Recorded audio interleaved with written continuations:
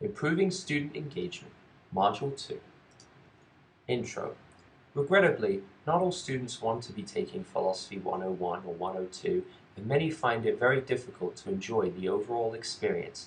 In particular, a lot of students struggle with 1. Liking or being interested in the subject matter, 2. Having things explained to them in a way that is fun and engaging, and 3. Feeling intimidated by the subject, class, or their instructor. So, while the previous module focused on helping you familiarize yourself with the program and how it is taught at CSN, this module will focus more on how can I get my students to be interested in and engage with the material. Step 1. Finding your approach. Before you can get the students engaged, you'll have to decide your own approach to the subject. Work out what you're comfortable doing in a session and try to focus particularly on the strengths you have. For example, an outgoing person may find it helpful to use the whiteboard or make jokes to keep things lighthearted. On the other hand, a shy person who might think they explain things poorly will want to find online materials or pre-prepared examples to help them work with students in the session. Different tutors will have different methods that work for them. Generally, you'll want to keep in mind how students have reacted to varied things in the past and stick with what's still working. Step 2. Open with a choice. As always, you need to start the session determining what the student wants to achieve. Students all have different priorities and objectives. In general, this will be a choice between them 1. Understanding the topic or subject matter, and 2. Working on their assignment. This is because often you will not have time for both, so you have to prioritize, particularly with lengthy or difficult to understand materials. E.g., a student who doesn't have work due for several days should be encouraged to focus on their understanding. That way, you can ensure they know what they are doing before letting them get started on the assignment in another session or at home. Remember, what is best for the student isn't always what they want, and vice versa. Ultimately, it is up to them to decide. Step 3. A lesson in marketing. Philosophy isn't for everybody. You can't make students love something, but at least you can encourage them to give it a chance.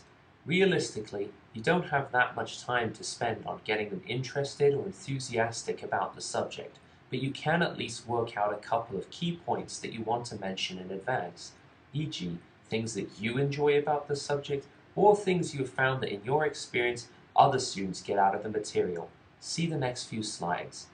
You won't have time to do a full sales pitch. However, being able to ensure that they can learn and get something out of it is all it takes for it to be both a useful and enjoyable experience. Step 4. Fostering excitement. Go over why you enjoy the subject. As you get to know the person next to you, you can also start to help them relate it to what they're going through and make the subject applicable to their experiences. It's hard to get people excited about something if you can't get excited yourself. Be enthusiastic about the subject matter. Philosophy is actually very cool. Almost everybody spends some time thinking about the deeper questions in life, even if they don't know it. Finding something in common for them to enjoy and tying the experiences into the subject is a great way to start. We'll look at some more specific things shortly. Step 5. Better explanations. Try to give examples for every situation you're covering. Using anecdotes from either your life or the students can help explain tricky concepts, e.g., truth, validity, cause and effect, etc. Pictures and other diagrams, particularly drawn on paper or the whiteboard, are incredibly helpful for students to visualize certain ideas. In the case of the whiteboard, they are also easy to modify or expand as you go along. You can also have students take pictures of the board afterwards if they find it helpful. If an explanation isn't working, try changing your word use. Swapping out a really complicated word for something much more simple makes the material much easier to relate to. Step 6. Jokes and analogies. Using both jokes and analogies keeps things more lighthearted. As we already noted, if the student isn't understanding, then you'll often want to bring up key examples. This is often a perfect time to inject some humor, helping to break up the general dullness of a tough session. Otherwise, you can use jokes and anecdotes when taking a break from the session for a minute, so see slide 10. This gives them some space to breathe and think complex ideas over, or simply redirect their attention on the work. Everybody has a different sense of humor, and each student will respond to different things, but if you find something working for you, then stick to it. Step 7. External references. As we noted already, relating the subject material to the student's life and the real world really helps them understand their work. In these situations, it's often helpful to have examples you can draw from out in the rest of the real world. Here are some examples. 1. Movies, e.g., Matrix, Memento, Equilibrium, Inception, The Truman Show, Being John Malkovich, Donnie Darko, Magnolia, Groundhog Day. Go look them up. 2. Great inspirational quotes, e.g., inspiring leaders, famous celebrities, motivational and demotivational posters. 3. Books, aside from their readings of course, 1984, The Stranger, Lord of the Flies, Brave New World, The Trial. 4. The news and current events. Check the news or share something recent that you think applies to the situation. Step 8. Paying attention. Get rid of distractions ASAP. There's no point in you continuing talking or working if they aren't listening, because they won't be learning anything. Politely but firmly insist that they focus and remind them that all of this is for their own benefit. Don't be afraid to pause the session until they resume paying attention. Keep sentences short and snappy. Break down things into smaller chunks and simplify, because it makes it easier to understand. Try to keep a clean work area and put away the things that you have finished working on. This also helps avoid students becoming confused with anything you're done with, especially diagrams and pictures, and signifies a clear progression through the topic. Step 9. Dealing with boredom. Even if they're bored, people often bond through difficult situations. Making a joke of the fact that you're both struggling with something dull makes a painful experience much more bearable. The techniques used to deal with other uncomfortable social situations can be applicable here. What do two people do when 1. Their flight is delayed, 2. They're stuck in a boring meeting, or 3. They're sitting next to relatives they barely know? You get the idea. People often find dull situations more bearable if there's something nice waiting for them at the end, like queuing for a theme park ride. So, find out what they're looking forward to and help them keep that thing in mind. It keeps things positive and hopeful. Step 10. Taking breaks. Breaks are a key time to use what we've learned on the last few slides, e.g., personal discussions, jokes, asides, analogies, bonding, references, examples, personal goals, etc. While you can't be taking proper breaks like a full-on classroom session, you can mix in some of the easier tasks or conversations to break up the longer stretches of hard work. Look for the key warning signs of exhaustion, like the student getting too tired, overwhelmed, or restless. Taking just a few minutes can quickly help them get back on track, especially during sessions where they have a lot to learn or understand. Even if you have less time to work with after a break, the quality of that time generally improves once they've had a moment's rest. Step 11. Focus on the goal. Focus on jumping right in and getting through it. They're only here for an hour or two, and it will be over soon, sooner if they get on with it. So, while it is important to make a session enjoyable, you have to keep in mind the limited time you have to work with. In general, it's better to focus on the task and the job at hand than creating an enjoyable experience. Most students really won't care whether the session or assignment was dull, so long as it was useful or helped them to achieve their goals. This is also partially why it's important to get those goals from them at the start of the session. That way, you can remind them of what they came here to do and why it's important to adopt this approach. Step 12. Identifying intimidation. A lot of students find the subject very intimidating. As with any fear, there are a couple of key elements to identify. 1. The student is afraid because they don't understand. 2. The student is afraid because they're overwhelmed. Or 3. The student is afraid to fail.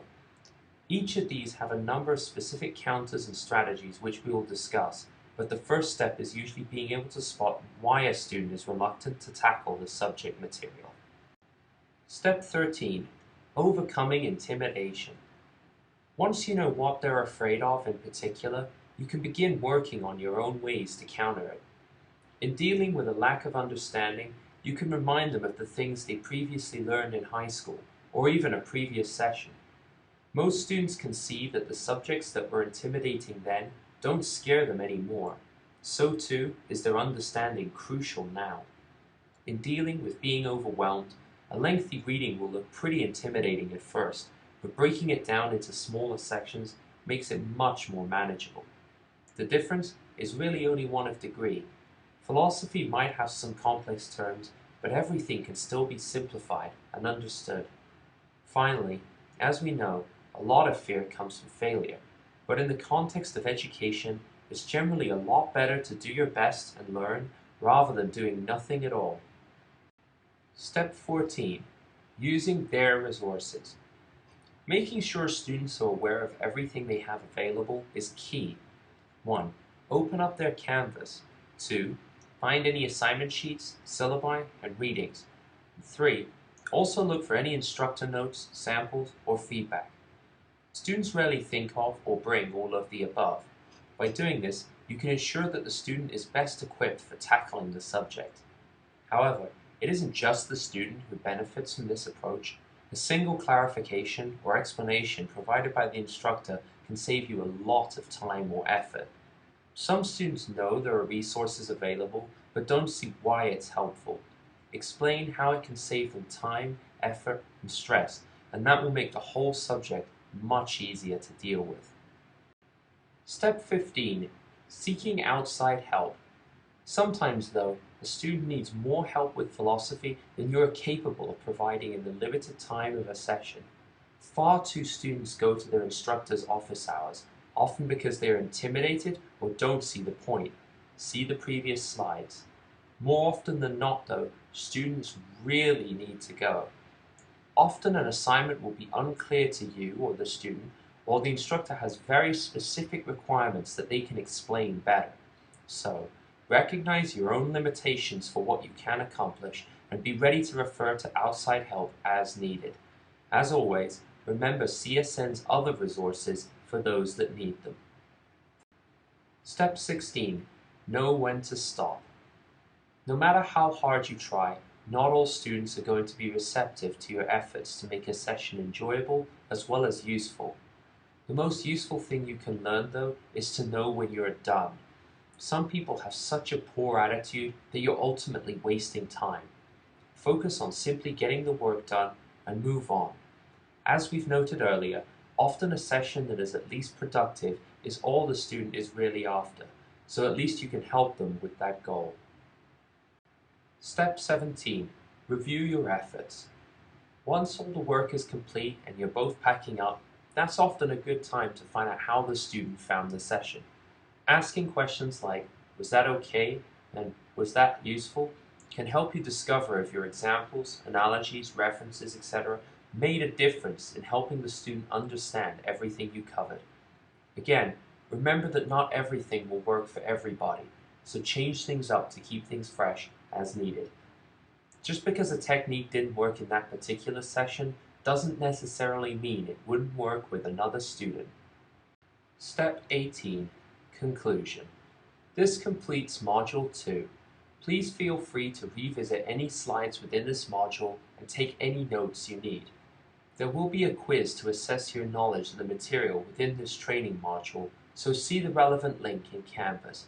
After taking the quiz, remember to check your answers and retake the assessment if needed. A score of 100% is required.